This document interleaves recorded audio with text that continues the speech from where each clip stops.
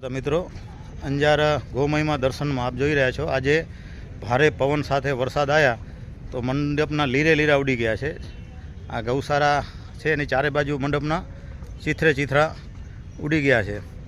તો અહીંયા બે જ વસ્તુ બચી છે।